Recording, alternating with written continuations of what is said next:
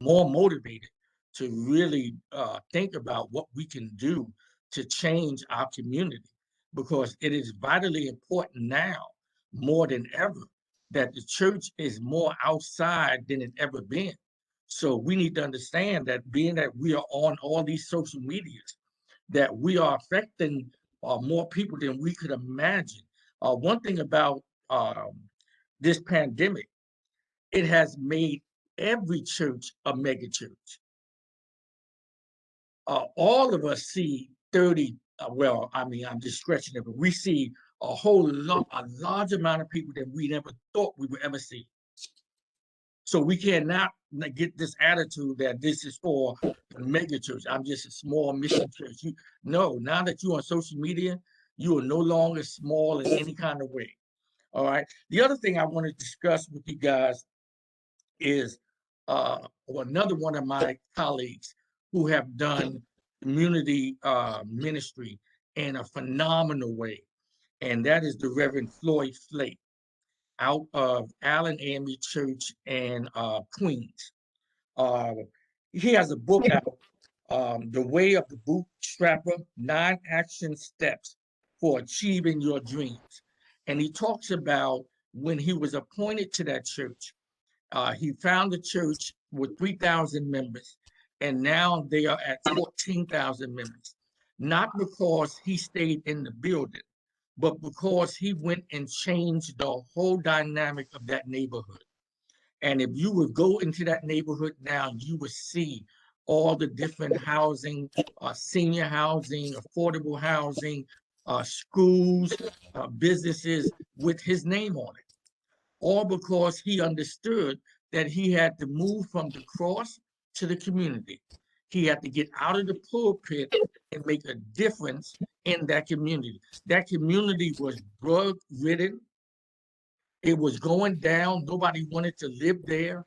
And now you can't afford to live there because he have turned that whole community around.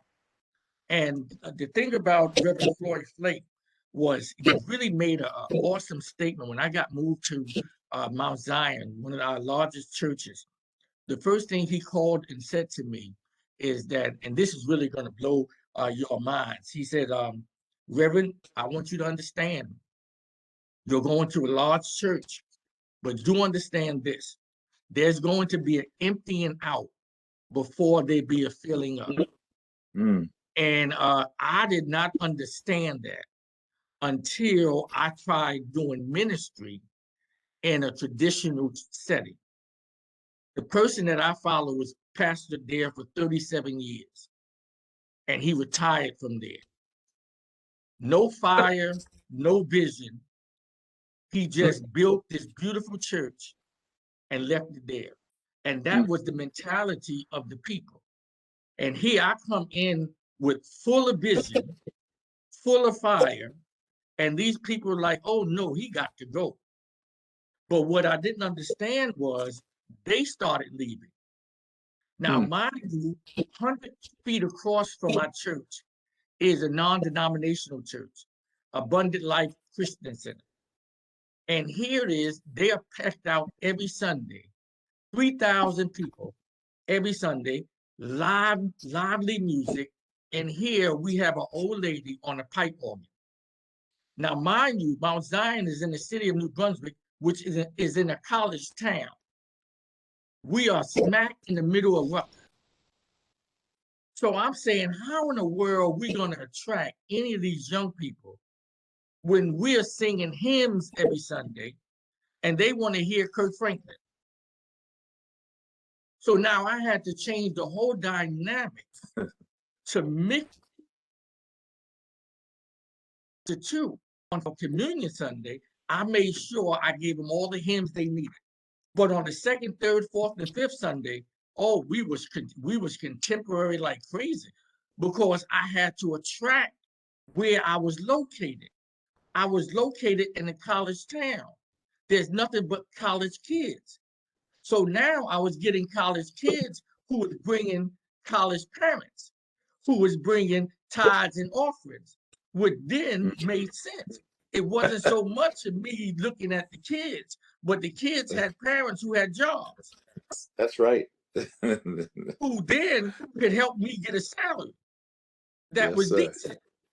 Yeah. So it was again, you have to assess where you're located and make sure and find out the temperature of where you're located and understand that I have to tap into that temperature. I can not go in and saying, well, I just want this to happen. I'm gonna be a little transparent, Katina, so you maybe want to mute yourself. We was talking about her dissertation, and one of her points were that she lives in Franklin, where a lot of the kids, which is true, is not college oriented. They're not going to college. So now we have to find out something to help them get a trade or something that's going to benefit them, that we don't find them just cooling out on the corner of the streets. So I said, you have a great point. But then she came and made a statement. I was like, you got to kill that. She said, well, you know, in the back of my mind, all kids should go to college. I said, yes, that is true. We all want all our kids to go to college, but you just gave an excellent point that all of them is not going to college. So you got to know the temperature of where you are ministering and understand this, the idea picture that you have in your head may not fit where you're located. And if you're not careful, you would try to put a square peg in a circle. It's not going to fit. So you got to understand that I need to make this thing fit. The other thing, and one of the things I really want to emphasize, if we're going to come out of the pulpit and get into the community, we must understand that the community don't necessarily need us. We have to go with the idea that we need them. Yeah. Because if you go out there with the attitude that they need you, then you will go with this self-righteous attitude that everything I do, you ought to put me on this pedestal because without me, y'all would be nothing. And we have to be extremely careful because all of us now will be carrying these titles. And these titles does not give us privilege to look down on people. Just because now we're going to call you doctor doesn't mean that you go down and look on somebody who is struggling that you're trying to help as if you're doing them a major favor. If you take that attitude, then you're going to really be disappointed in your ministry. Because what you're doing is not for Christ. And what you're doing is because, you know what? I had to sit through Dr. Hooper's lecture. I had to sit through Dr. Everest. I had to sit through all of these. So I have a right now. No, you don't have a right at all. What you ought to thank God is that, God, you have given me an opportunity that if I can help somebody along the way, then my living is not in vain.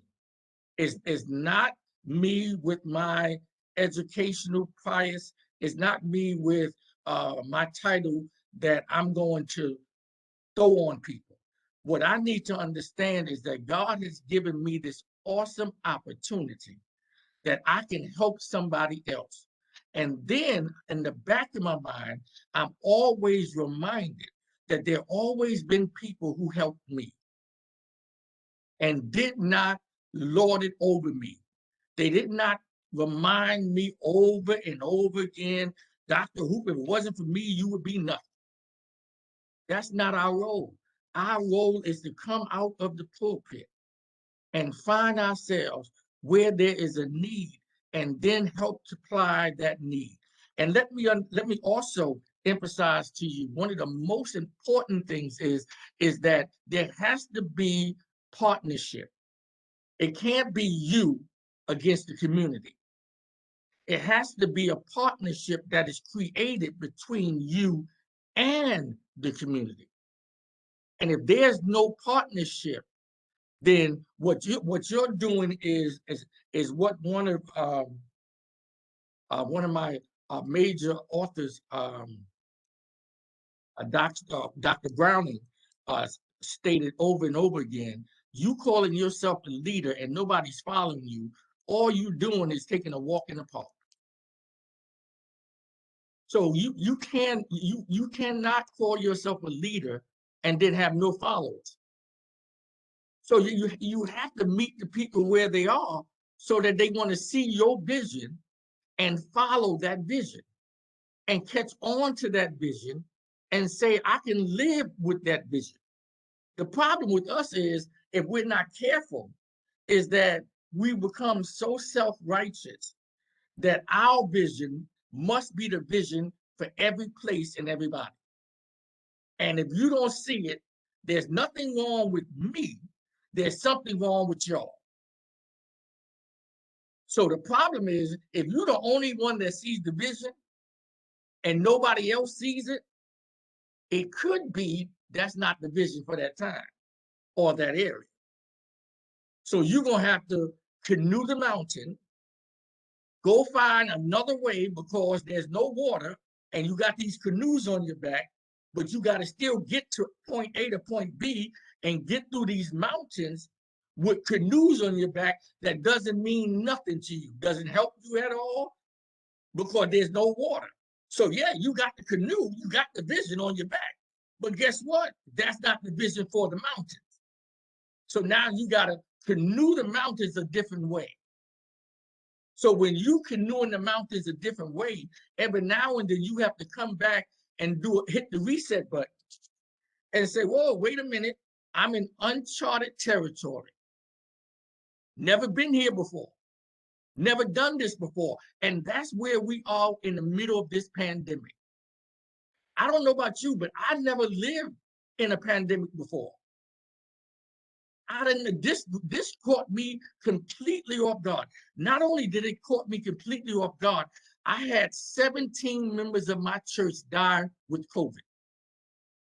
The first person that died was my organist. And that's before they knew what COVID was. He thought he had pneumonia at age 55. So I would text him every day and he would text me back, Pastor, I'm getting better, but this pneumonia is really bad. And then I started texting him, I get no response back. So this goes on for a week. So I finally called his wife and said, I've been texting Leroy, but he has not been responding. She said, Reverend, he has COVID. I said, COVID? She said, yes. And this is at the beginning stages. What happened was, I talked to him on that Monday. We had Bible study on Wednesday. He died Wednesday afternoon. His wife didn't want to call until after Bible study. So after I ended Bible study, the first call I get was from his wife. He's gone. I'm like, what you mean he's gone? He's died, Reverend, he died. I'm like, are you kidding me? And after that, the next Sunday, prior to that Sunday that he played was our Women's Day, the last Sunday that we've been in our building since the pandemic, was Women's Day. Don't you know 16 other people that was in that building died? We had the most deaths in the AME church in our area. 17. The problem, you talk about canoeing the mountain, after going to do my organist funeral, which only 10 people could attend in a funeral home, and I only could do the committal. They said, Reverend, you cannot do a eulogy here. These times is not called for eulogy. You got 5 minutes to commit his body and get out. So for 5 minutes, I'm stuck there. I can't minister to his wife. I can't minister to his children because I got 5 minutes to get in and get out. Now, you talking about canoeing the mountain? Nowhere in seminary did they teach me that you're going to have to pastor with your hands off. No, when somebody died, I'm there at the repast. I'm there consulting the family. I'm there hugging everybody, talking to everybody. Now, I can't do none of that. And the thing that really blew my mind was a week later when I called up his wife and asked her, how are you doing? She said, Reverend, you know what? I'm not really upset that he's going to be with the Lord because I know that he knew the Lord and that he's resting now. She said, the one thing that I cannot rest with, and can you help me with this? And she said, the one thing I cannot rest with is that I was not there when he died. They would not let me in the hospital to sit by his bedside while he died. And that's what I can't deal with. And when she asked me, could I help her with that? I had to hang up the phone in a state of depression because nobody prepared me to do ministry in the middle of a pandemic. I was not prepared. And oftentimes I would sit down at my desk and would write letters to my lawyer to say, I need to sue the seminary. So they didn't prepare me for this. I paid all my money to these jokers who sat me down hours after hours in class, and nobody told me that a pandemic was coming, and this is how you're going to have to minister in this pandemic. I became an inadequate pastor until I found out I had to canoe the mountain. I found myself in uncharted waters. I'd never been there before. So now I have to now minister to people over the phone. I have to now comfort people over the phone. I got to now Facebook people and email people. And that's the way I now can try to relate to them. But that was never what I was taught. I was taught to be on, give somebody a hug and let them know you're there for them and you're right there and you can touch them and feel them. And that was ministry. But now we can't touch. We can't hug. Matter of fact, you don't know who half of the people are because everybody got a mask on. So I can't say, oh, that's Sister Jones. That's Sister Brown. No, who are you? So this whole concept of coming out the pulpit is not by choice now. We've been yanked out of the pulpit. It's not like, oh, well, you know, that's not my ministry. You're going to have to make it your ministry because you're not going to be effective if you don't. So if you think you're going to be stuck in that pulpit and think you're doing something or giving out those turkeys every Thanksgiving, thinking you're making a difference, you are in for a rude awakening. A rude awakening. Now, listen, I've been talking for a whole lot now. Any questions, any responses, dialogue, any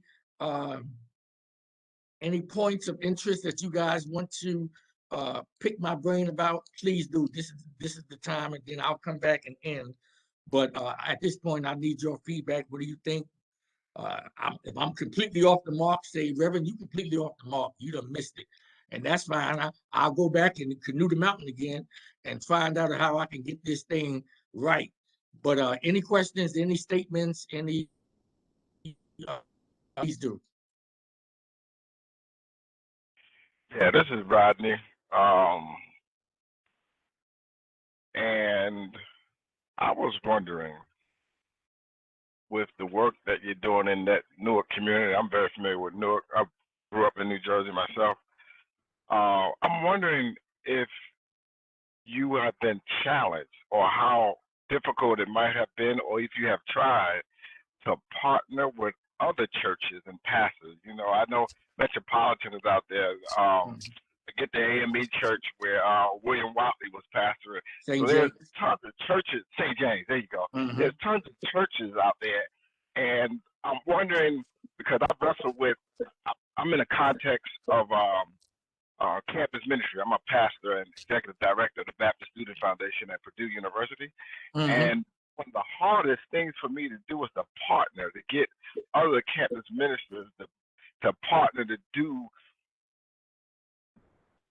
racial reconciliation. Well, I don't believe in reconciliation and racial, but like racial atonement type work, or just bringing youth together so that we can enhance our cultural competence. It's just been very difficult to partner or to collaborate.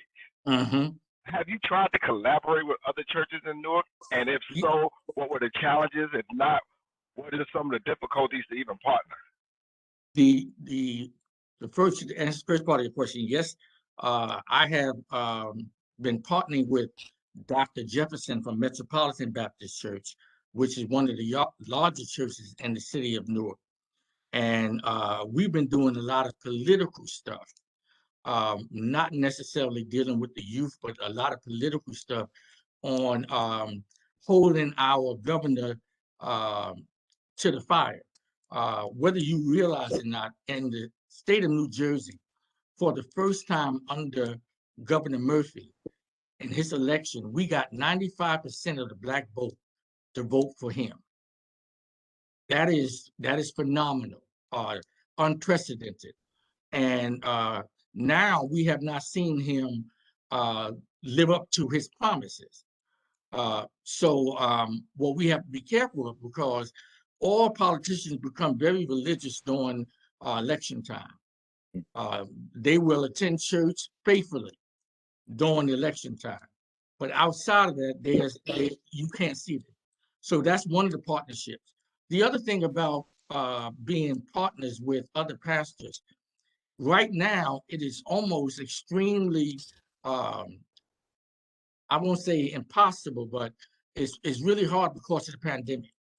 Everybody is leery on who got the virus and who don't have it. How close can we get, and what can we do together? And then we have a bunch of people, especially in our congregations, who are not rushing to get back into the building. We opened up our church on Easter, and because in the city of when the state of New Jersey, you can have 50% of the capacity. So we opened up our church on Easter, and we must admit we had 75 people on Easter. But after Easter, we've been averaging 25 to 30 people. They're not rushing to get back. Everybody is still scared about this pandemic, whether they are vaccinated or not. So partnering right now is really a strain on everybody, because it's just the uncertainties of the time that we're living in. Partnerships are very, very hard.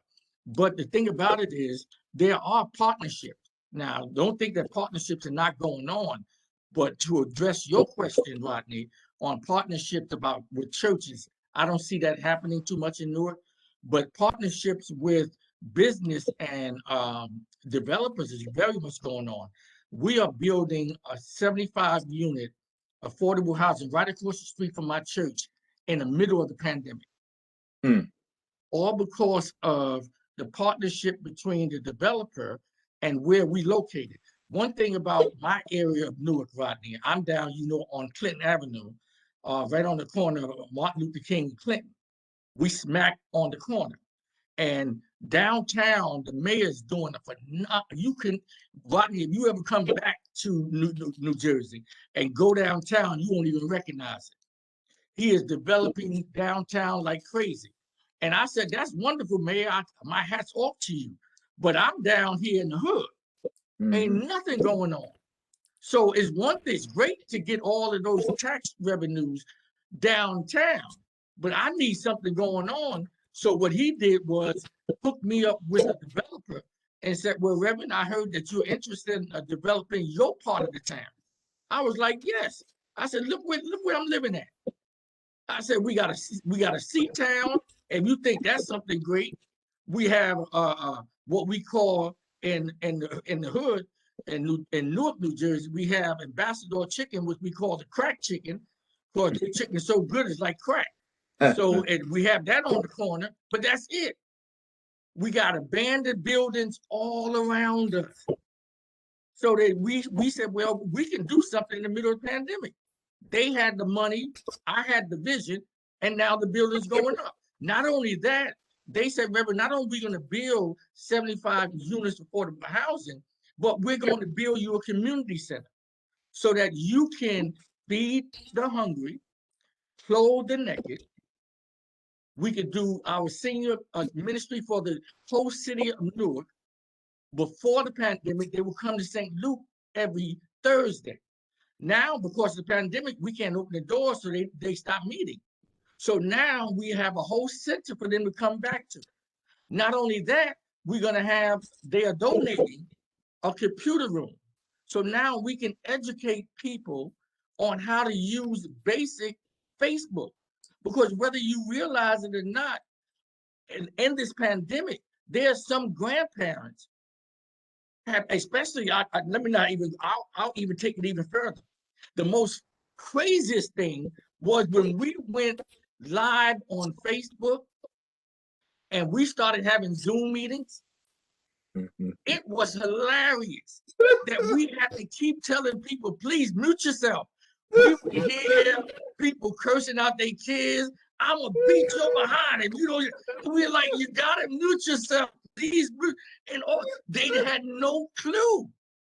So when we're talking about canoeing the mountain and uncharted, the church became hilarious because we were trying to have meetings and have worship services, and all you hear people frying chicken. You hear people. I'm like, are you kidding me? And they didn't know how to mute. We have to *6. Hit *6. Hit star. We hear you cursing out your husband. Hit *6. It was hilarious. So when we talking about, you know, coming out the we was yanked out of the pulpit, y'all. It wasn't by choice. We was yanked out of it and said, we gonna put you smack into reality. This is what we're facing in reality. This is not something that is made up. This is not a TV show. I tell my people all the time, we can't make this stuff up. I said, the only problem we're losing is that nobody's writing a book about this, because this would be a bestseller. If you would try to sell this 10 years from now and tell us what we had to go through in this middle of this pandemic as the church, man, people would look at it and say, y'all couldn't have done that. You're going to tell me nobody knew how to mute themselves? You're going to tell me nobody knew how to get on the call? And that is what our reality is. So in turn, back to your question, Rodney, right now I think it's a little difficult partnering because of the scare of this pandemic and who's safe and who's not safe and how can we collaborate and bring people together. But in terms of ideas, the partnerships are still going on. Anybody else? That's awesome. Thank you. I have a question. How are you able to establish these relationships with the mayor, the governor, development, the private sector, and government sector? To answer your question, Katina, just take the this whole topic today. Prophetic activism, from the cross to where? Community. The mayor's not in your church. These developers are not in your church. So while you living in your church, the world is going around you. So you have to go, and they're not coming to you. You have to go. You have the prophetic voice. You have to speak to power. You have to speak truth to power. You got to take it to them and saying, my community is not being taken care of.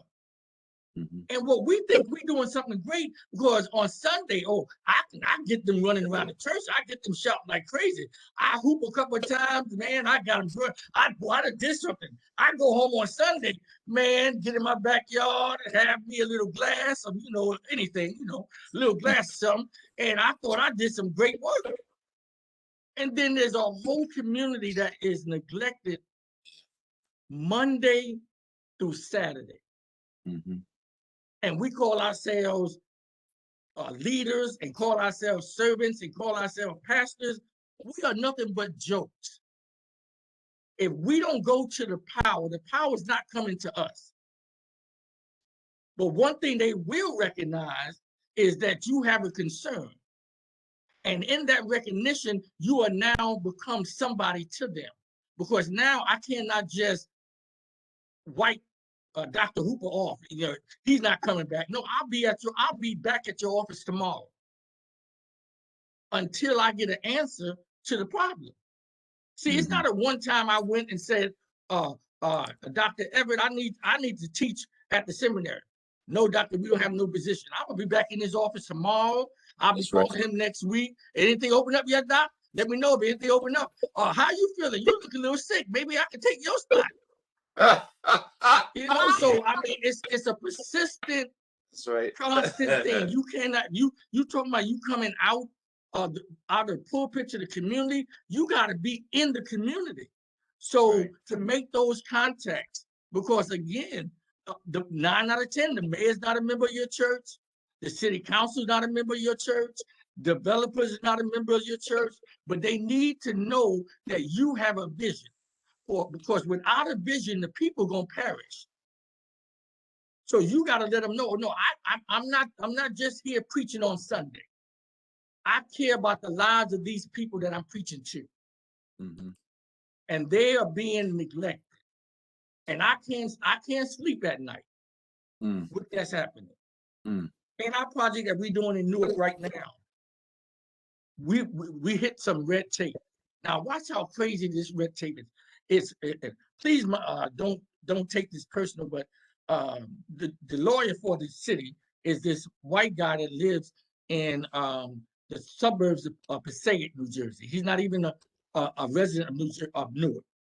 And he found in when we bought that property that they stated in it that if we're going to develop it, that it had to be for community service. So he said, no, you cannot build these housing, which is 90% affordable housing. So you telling me we're not doing anything for the community? We just opened up brand new housing for 90% of people who cannot afford to live in market rate housing. Now we got low income housing, affordable housing. Then we have a community center that meets the needs of the community. Well, Reverend, that's not enough. So without telling us what we needed to do to get to what he thought was enough, he would not answer my call. So here I'm calling this joker for 2 weeks long, every single day, would not respond.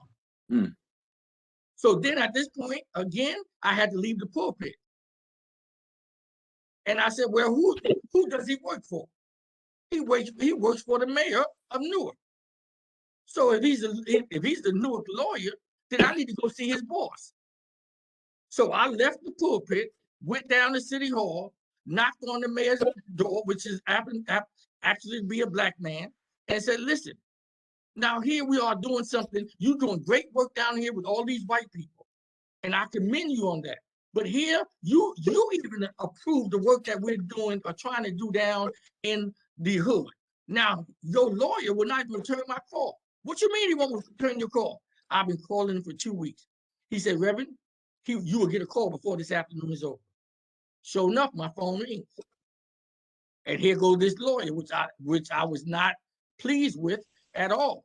Because first of all, you're not going to treat me like I'm just any black preacher trying to do something different that you don't have time to deal with. Oh, Reverend, I apologize. Please don't take this personal. I had a lot of stuff on my agenda, but you know what my dad said, always told me, if you want something not to get done, send it to Lee. I said, well, your daddy was a prophet because you are total waste. And oh, Reverend, we're gonna get this done and we're gonna expedite it. We're gonna get everything that you have is great. And all of this because he thought he didn't have to deal with a black preacher. But you got to understand, you have power and you have to exercise your power and not be shy with who you are. You are a major voice in the community and they cannot just ignore you. So when you guys rush into ministry, understand they're not doing you a favor. They have a right to deal with the problems of the community that you're serving. I'm not asking you to please help me with it. No, I'm not asking you to help me do anything. What I'm trying to ask you to do is just don't block what I'm trying to do with the place where I was called to serve. Because I'm going to do that. I'm going to serve. And whatever it takes for me to do that, that's what I'm going to do.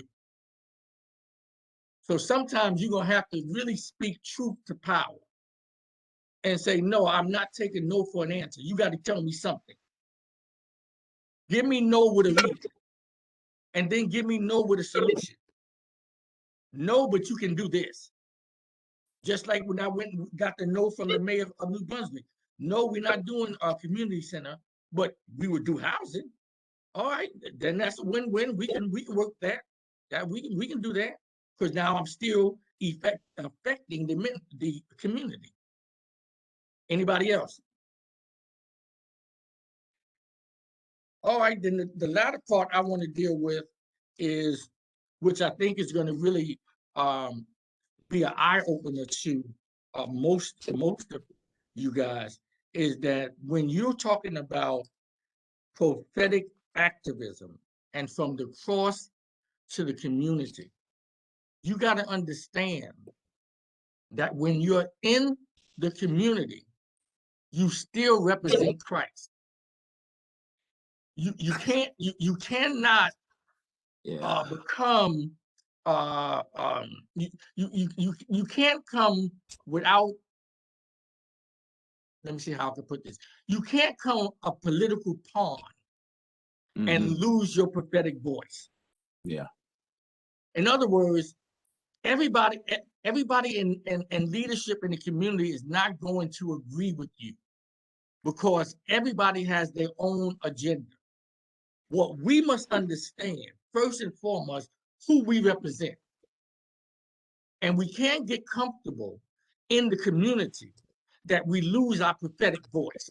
So now we sound just like they sound. That's not why we leave in the pulpit to get into the community. We leave in the pulpit to get into the community, to take the pulpit into the community. We still represent Christ. So we can't compromise on our values and compromise on what thus saith the Lord.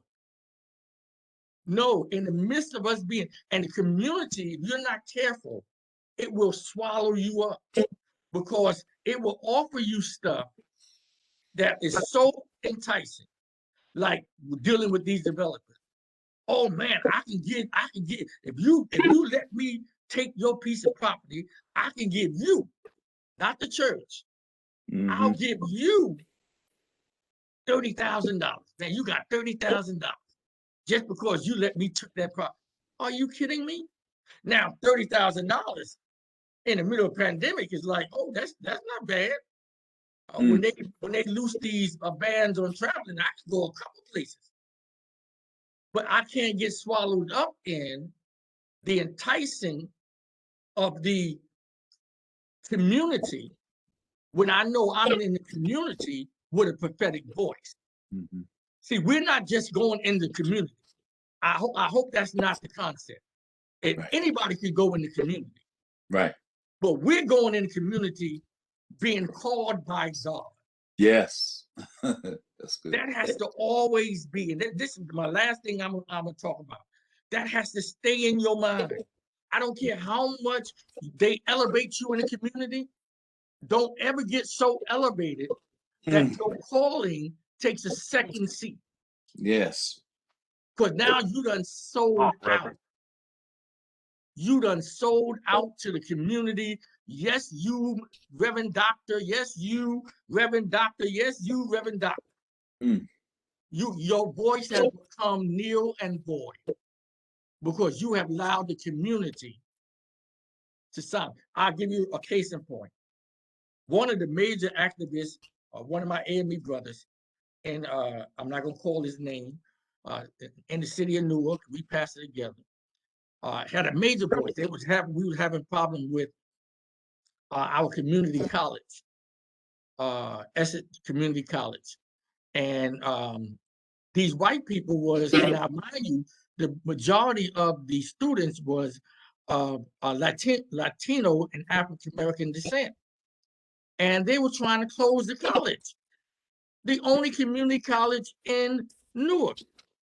And he took the lead. He was like, no, he called a few of us, as Rodney wanted to know. We partnered before the pandemic, and we blocked it and kept the school open, and then hired a Black president who's now over the college.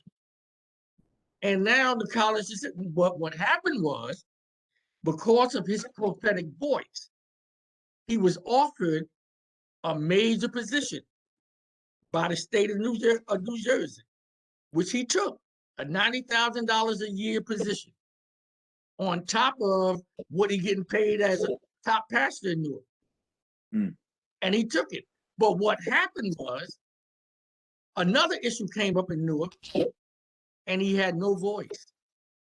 We asked him, what you want to do with that? I can't. He said, y'all can do it, but I can't do it. And the reason why he couldn't do it is because, with lack of a better word, he sold out. So which I mean, I'm not saying, listen, I'm not saying that it would not have been enticing for me neither. What I'm saying is, this is what happened when you fall to that. I mean, if somebody come offer you a $90,000 job and you working 2 or 3 days a week from 9 to 12, and that's not something you easily shake a stick at, talk about, no, I need to keep my prophetic voice. That's something you got to do some prayer and fasting to do it. But what happens is, if they get you and give you a little twinkle of stuff and say, okay, now, but you now keep your mouth shut.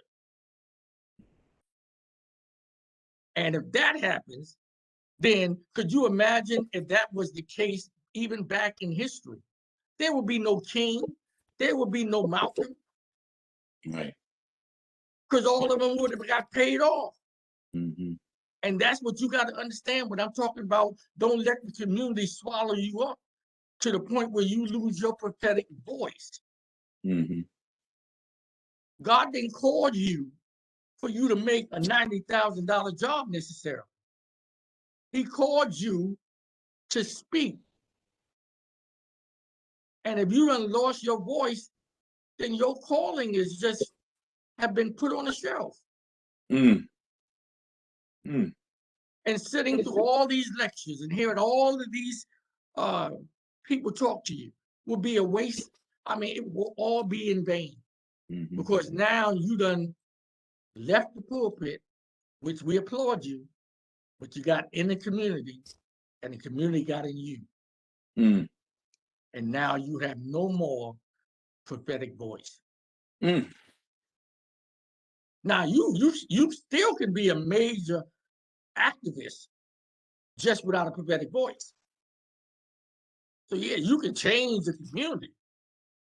Of course, if it fit in with your agenda, then great. But if God tells you you're gonna have to speak, and you now question, well, God, I can't say that because I'm trying to promote this.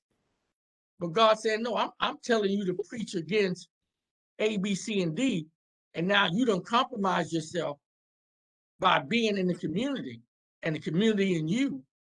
And now I can't say that because they're not going to like me. I'm not going to say. One thing about the prophet Jeremiah, which I struggle with a whole lot, is if you really look at the life of Jeremiah, Jeremiah was set up. Don't let nobody fool you. He was set up. He had one message. He had one message. And he said, every time I preach the message, they want to stone me. And I said, I get that, Jeremiah. I've been there before. I get that. He said, but like unlike Jeremiah, I'll stop preaching it for a minute until they put down the stone. Jeremiah didn't have that choice. He said, I want to sit down. I don't want to speak no more. Matter of fact, I'm not going to speak no more. He said, but it's like fire. Shut up in my bones. He said, you done set me up. Even when I want to quit. Yeah. Quit. And that's how your ministry have to be. Right. Even when you want to quit and the people are about to stone you, there's something in you Preaching, Reverend. that says, I cannot, I wish I could. Yeah. There's Yes, Sundays sir. where I wake up and say, Yeah. you know what, I'm not even getting dressed. I don't care who preaches. I don't care anybody up there. Anybody preach. I'm not going.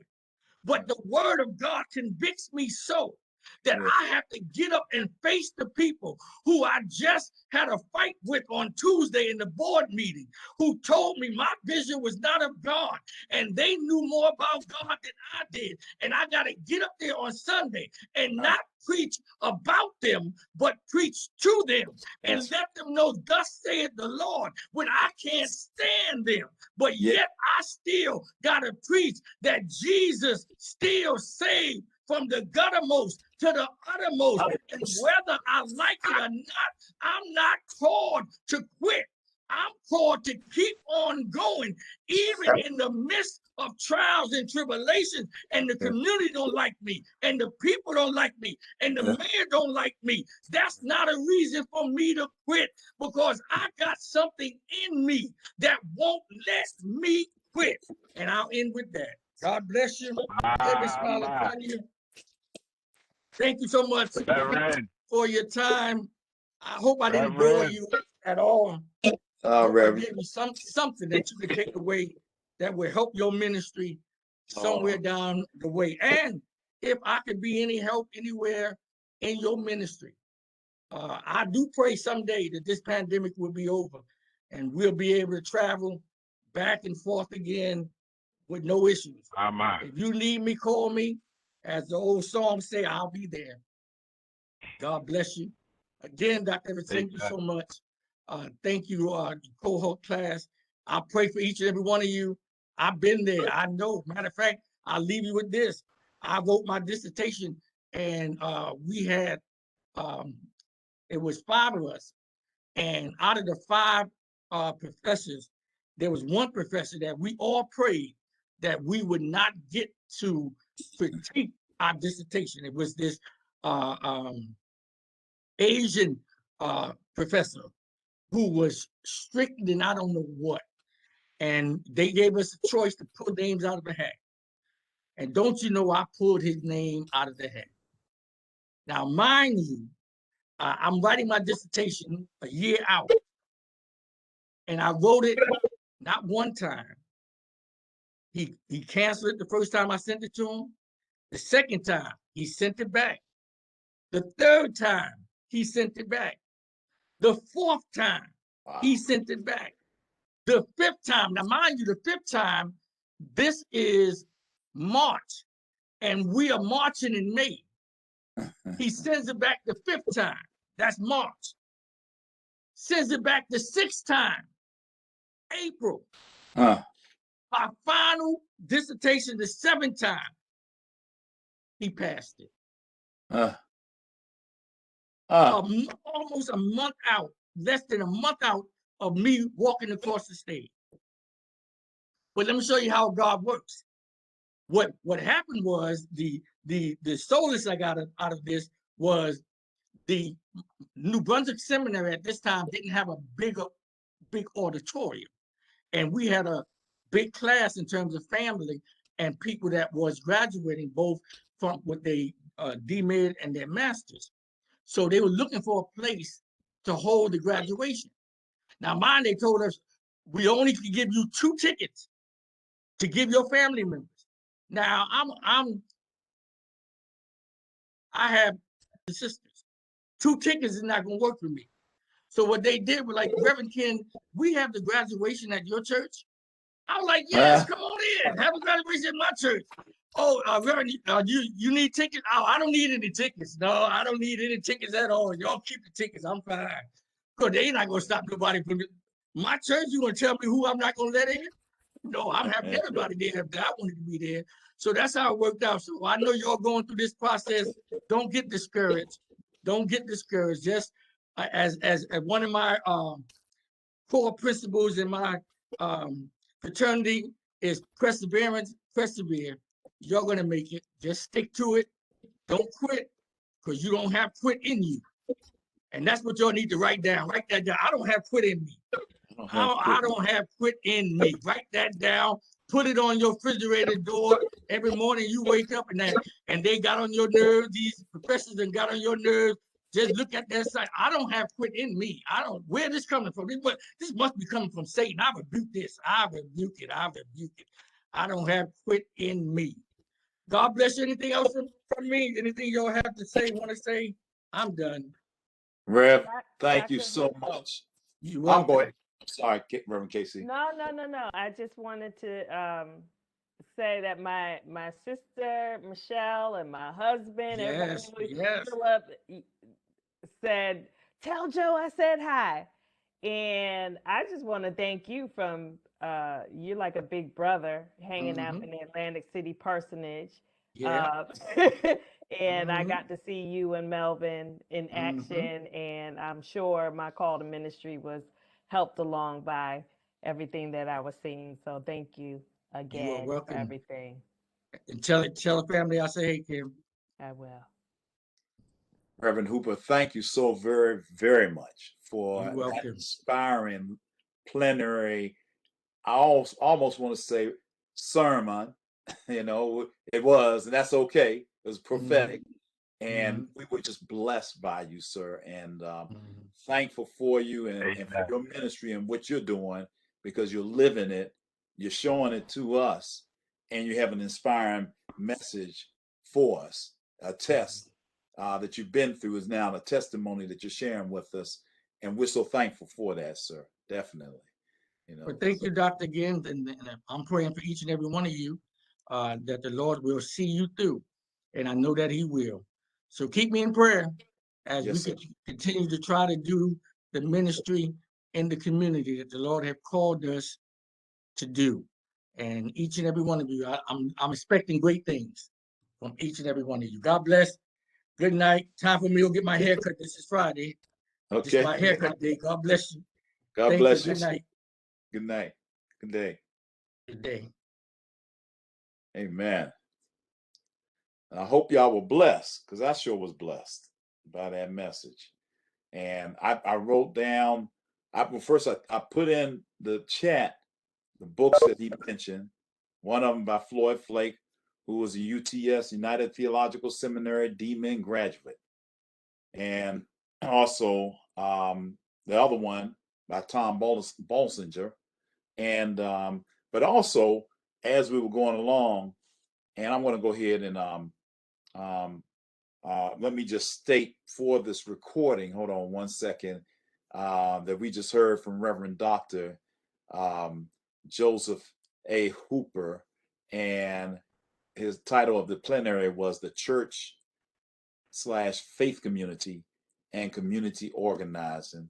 And he's a senior pastor of St. Luke African Methodist Episcopal Church in Newark, New Jersey. And we've been blessed by that. Dr. Everett,